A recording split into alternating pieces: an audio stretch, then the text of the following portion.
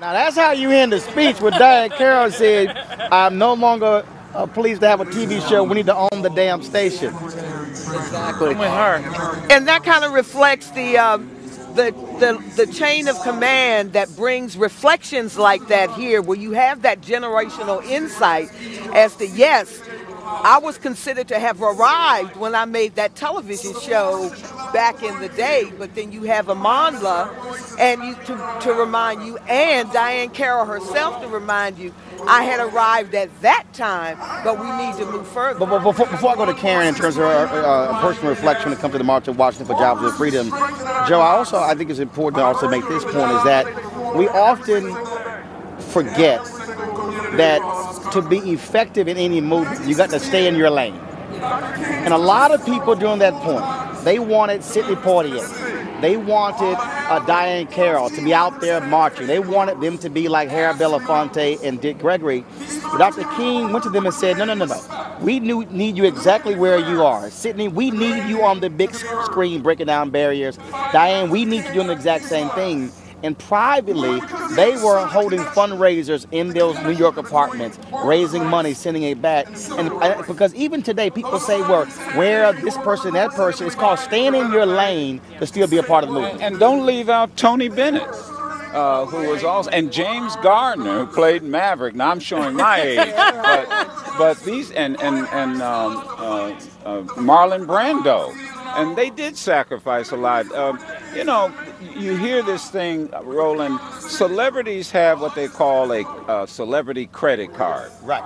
And many of them decide how much of that credit card they're going to extend. And you're right. Oftentimes, they don't brag about it. They don't say anything about it. Because it's a major sacrifice. Remember what Dick Gregory sacrificed? Probably millions and millions of dollars, told you'll never work here, you'll never work there as long as you're marching in these demonstrations. You spoke about the March in Washington for Jobs and Freedom at that particular march where Dr. King gave I Have a Dream speech. Charlton Heston, yes. Joan Baez, Bob Dylan were some of the folks there. Karen, you have your own particular connection to that march. Well, I was just, my father worked in the civil rights movement. He was a young lawyer. He'd just come out of Columbia, one of 3 African Americans actually in his law class, and was doing some work, did a little bit of the work on helping to organize the march. And we came down to the monument, my father and I, and we walked over to the grounds in front of the Lincoln Memorial, and I said, Dad, show me where you were. Where were you standing? And he was way far back by a tree, but he remembered exactly where he was.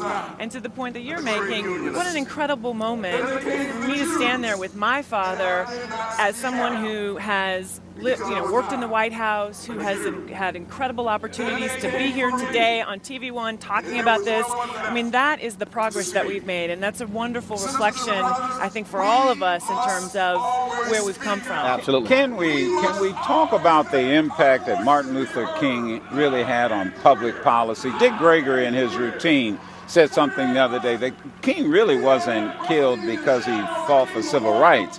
He really became the first black person that could impact public policy. But that's the thing, once we realized, and I mean we, Black America, and the whites who were standing with us realized that the laws were actually going to change. We mentioned integration, you mentioned integration earlier and what impact that had.